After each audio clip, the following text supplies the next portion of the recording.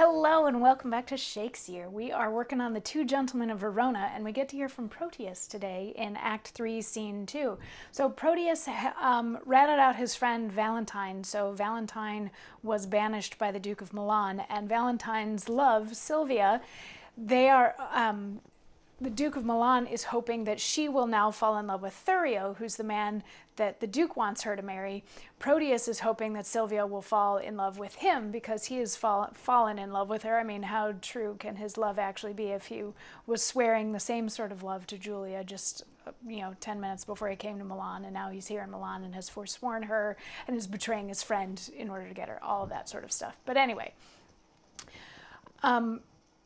so Valentine has been banished.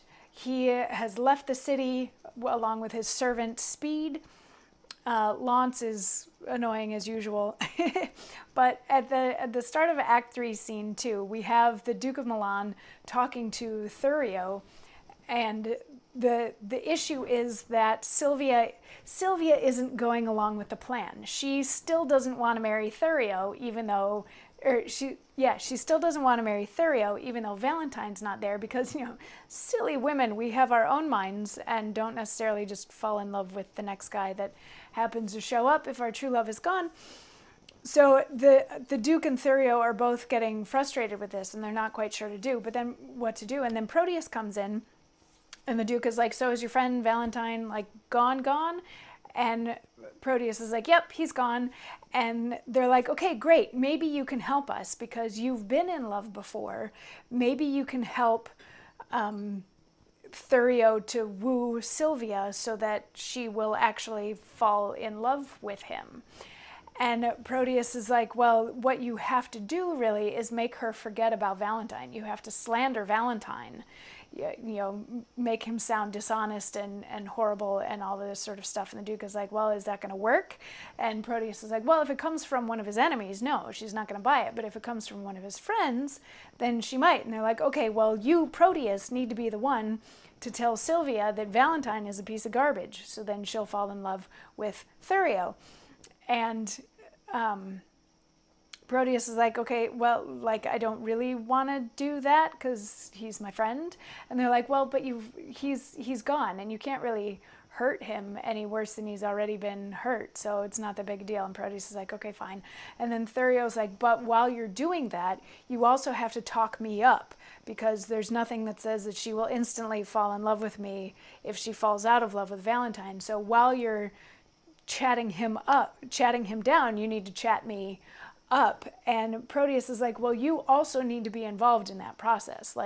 You haven't been very good at wooing her. You need to step up your game." And the Duke of Milan agrees with him, but Thurio isn't quite sure how to go about doing that. So Protheus tells him, "Say that upon the altar of her beauty, you sacrifice your tears, your sighs, your heart. Write till your ink be dry, and with your tears moist it again." And frame some feeling line that may discover such integrity. "For Orpheus' lute was strung with poet's sinews, whose golden touch could soften steel and stones, make tigers tame, and huge leviathans forsake unsounded deeps to dance on sands. After your dire lamenting elegies, visit by night your lady's chamber window with some sweet consort. To their instruments tune a deploring dump. The night's dead silence will well become such sweet complaining grievance. This or nothing else will inherit her." So what he's saying here is that Thurio needs to step up his game and actually woo her. He needs to write poetry. He needs to sing her praises. He needs to equate her to old mythologies and all that sort of a thing. And he should also go get a musician to come sing some melodic but sort of sad song outside her window in the middle of the night when the darkness of the night is going to make it more romantic and all of that sort of thing. He's like, this is how you win her. You have to actually try. You have to do these things. You have to praise her. You have to sort of humble yourself before her, and you need to send her poems and send her music and all of this sort of thing. And Thurio's like, great, I'll set about that tonight. Sounds good. So they all sort of agree that that's how that's going to go, and they all part ways, and that's the end of Act 3, Scene 2. But I mean, come on, there's gonna be more to this, because Proteus wants Sylvia, and now he's helping Thurio to win Sylvia. Like, there's gonna be more to this. And don't worry, there is more to this, because we're just done with Act 3. We've still got Act 4 and Act 5 to go.